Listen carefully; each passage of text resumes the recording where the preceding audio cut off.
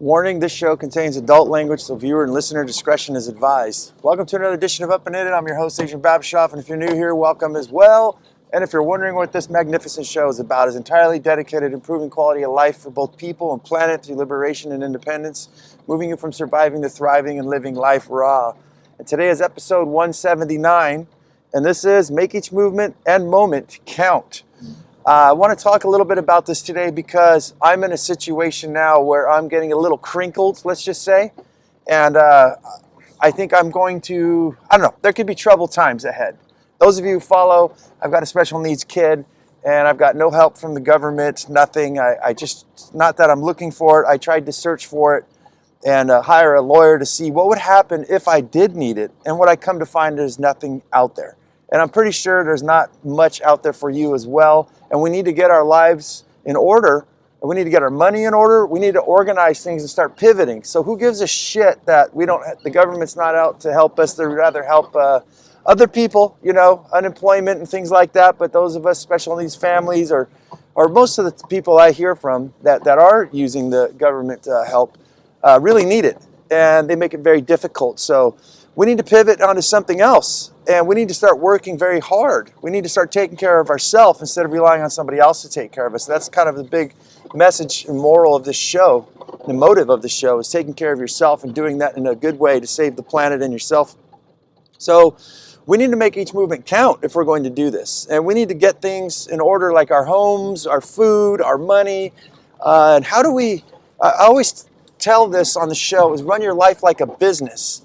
And I like to study the rich. I like to study the government. I like to watch the things they do, the way they move. And I just kind of want to throw this in there before we start out with the plan here. Is the latest one last night on a podcast I was listening to that the rich do is they said there's a rule of like if you can touch something once, then that's it. Like one of the guys says, even when I'm at home, I go grab my mail, and as I'm walking back to my front door, I'm already sorting through the bad stuff and the junk and the good stuff. And I can just kind of toss it into the trash can on my way before I get to the house, right? And I've got all my good stuff there. So he's like, and I'm done. And then I place that down. The next time I touch that mail is when I'm actually paying bills, and that's it. I don't sit there and shuffle. So that's what we want to do. We want to organize our lives like this. And I think that we need the time and the energy and the space. And a lot of us are stressed out. We got a lot going on. So one may wonder, well, how do I exactly do that? So today we're going to go over the philosophy and a couple of tactics on how to get your life together and get this thing kind of rolling here. So right off the bat here, let me see here. What do we got here? The background noise, too, guys, is my F-350 pickup truck. We're on our work commute this morning, so that's the background noise. When I'm able, I try to do them without driving so we get better sound quality. But let's get in it today. Very first things on my list here is macro versus micro. And on the macro, I think a lot of people don't understand how to achieve these sort of things. And I think it's very impossible because we're sucked in. We talk about this a lot, how like a magnifying glass, you start studying something, you start focusing on it, and all you see is that thing. You're not seeing what's going on around you. So that's the difference between the micro and the macro. Well, in order to get a view, or why would you even consider, what's the difference between micro and macro?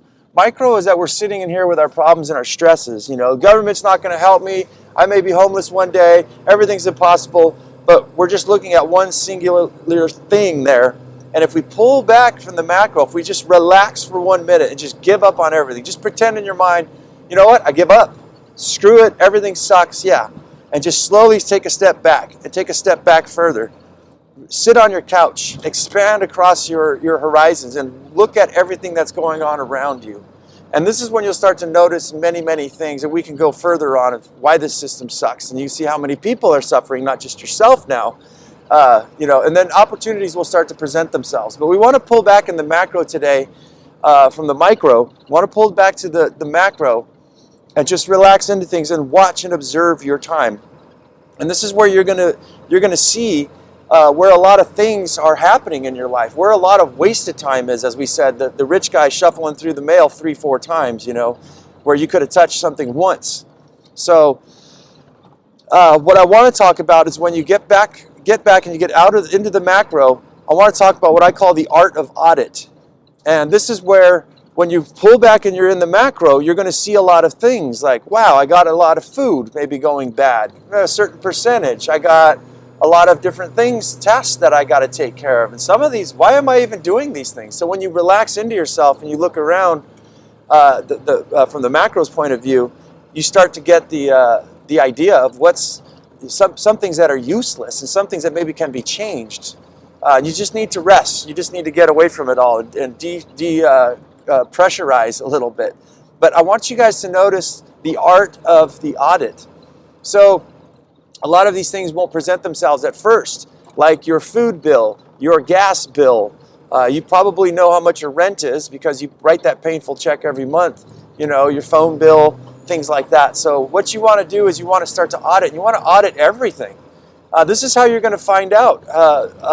This is what the IRS, the Internal Revenue Service, does. The tax man. They're going to come in. They're going to audit. Where's everything that you said you spent money on? You know, what went out? What's coming in? Where's your goods? Where's your machinery and things like that, and your tools? So this is kind of what you want to do for yourself, so you get everything in perspective. So what I mean audit is get yourself a piece of paper, try to study Microsoft Excel or Apple's numbers, and you want to start calculating things. Start keeping a tally. And I says, not just on your money, not just on the gas that you're spending in your vehicle to drive around, and sometimes meaninglessly driving around, but also with your food, with your energy. You're going to notice that maybe the lights are on all the time when they don't need to be on, that the heater's on at like 75 degrees when you could probably turn it down to like 68 degrees and just put a coat on when you're going to sleep. You start auditing. Where's all my money being eaten? But next what you want to do is you want to audit your time. And this one will definitely surprise you. And it's not the first time I've talked about this, I know, for those of you who've been listening long term. But yeah, you want to go out and you want to take a look at where all your time is going. I spoke a lot about this one with my pet. My pet ended up taking at least an hour per day from me. Loved her to death. Still, if I had her here, I'd still be giving her over an hour a day. But when we look at things like that, we start adding them up. 15 minutes on sorting your mail, an hour walking the dog or taking care of the cat, probably 2 hours a day on social media, and we're saying, I don't have enough time to change my life. I want to get another job, or I want to fulfill my dreams, but I just can't seem to find the time. Well, we can find time for all these other things. And this is in the art of audits where you're going to find that time. It's going to present, you're going to weed everything out. And this is how you will find what is going on in your life, where you're wasting and where you could be producing. So I think another big one in philosophy is I have intentional versus obligational. And intentional is when you're doing something because you want to get to a certain outcome out of it, and you're moving with whatever you're doing with intention. And I think this is a philosophy that goes into many things, into your spirituality, your money, your happiness, your love, your everything, your intentions of life. So when you move within the intention that you have in mind, you start to make things happen, and you're the captain, and you're there for a purpose. But there's also the other flip side of obligation. I want you guys to pull back in the macro and look at how many things you do out of obligation.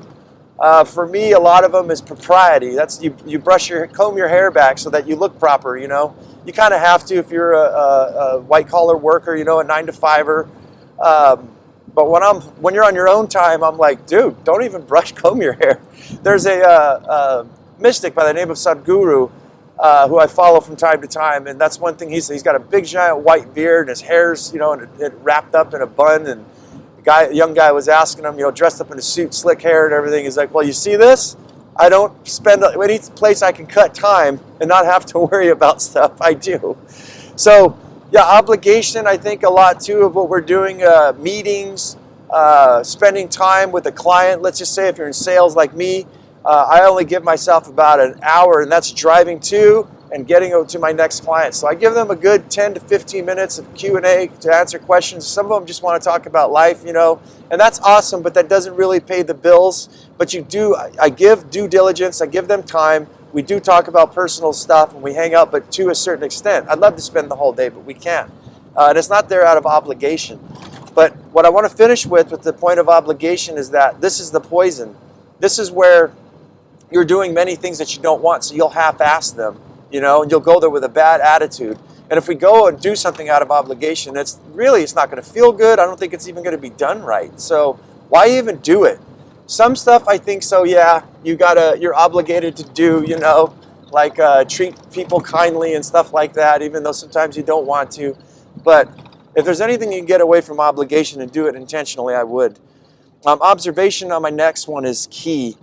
Then this is everything. And when we went into the macro, right? When we pulled back, we're observing. But I want you to observe past yourself. I want you to observe other people. Observe the systems. Observe your own systems. Just sit there and observe and get in this mentality of always observing. And what you're going to find, like I said, is so much wasted energy in every movement that you make. Just from brushing your teeth. Observe everything. And this, my friends, is the key beyond organizing yourself and everything, but the truth, your own truth, the way out to where you want to go, everything is found by observation. And the further and further you observe things, the more ridiculous I feel pretty confident you're going to find them to be. So get in the habit of practicing observation skills. Motives and perspectives. So what is your motives? You're going to need these too, by the way. We've got another show coming on, and we're going to say this exact same thing. But motives and perspectives, you're going to need to know what your motive is. Every once in a while, I've talked about this before, where my motive was to save money, to get an emergency fund. This was years ago. I didn't have shit to my name. And I'm sitting there, and my workers were all eating hot burritos, just steaming, and it's freezing cold for lunch, right? And I'm sitting there eating a cold, tuna, an egg salad sandwich, and it's just freezing cold, and I'm just looking at that hot burrito, that hot food just steaming and looking so good, and looking and having dialogue. I deserve to have one of those, man. What are they doing? These are my employees, and they're eating better than I am. Not really, because they're spending a lot of money, way more money than I am. I'm eating probably for a fraction of the cost, eating my lunch, and I didn't have to go drive to go get it. So on many areas, I'm saving a lot. And that's perspective. So you got to find what your motive is. And are you going to survive if you're going to get in here and observe things and you're actually going to work really hard at them? Are you going to be able to observe these things and make them be able to survive and make your dreams come true? Or are you just pretending, right? Are you just pretending? And then notice that everything is perspective. Just like the story I just told you about the burritos. It's all perspective. Get your perspective straight. Get your motive straight. Go out there and get it. Do it, man. Next one is the last one. Is awareness is the first step, and don't beat yourself and others up. So when you become aware of all of these things that I told you, you're going to start seeing where your life is lacking and where your life is winning. And if you're really having problems and it's really, really bad, it's most likely that your life is lacking more than winning. So we want to move you out of that. But the very first step of all of this is to gain that awareness. And I know it's very difficult and probably kind of daunting for some of you to think about, wow, that's a lot of work, a lot of things I got to change. Just start with the awareness.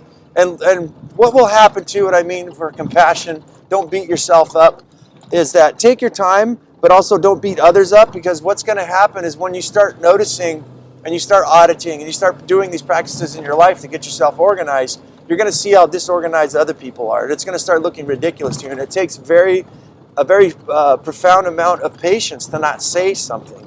The best thing is not to say anything at all. It's none of your business. These are those people's lives. This is your life. You're gaining a skill of life organization. This can go into business and all kinds of different things, entrepreneurship. But you're going to see those around you, and also you're going to see yourself every once in a while when you fall off the wagon. And this is the perfect time to beat yourself up. Don't do it, and don't beat up other people. Your awareness is the first step, the first realization to look and go, you know what? This is all perspective, and this could all be changed. And I am aware of it now, and start moving forward from there. So I hope, you guys, we could hit some hard times, but even if the hard times don't come, this is still stuff that's going to make your life better, so why not try it? And if our systems are so lovely, as I like to say all the time, then why the fuck are a lot of people suffering, huh?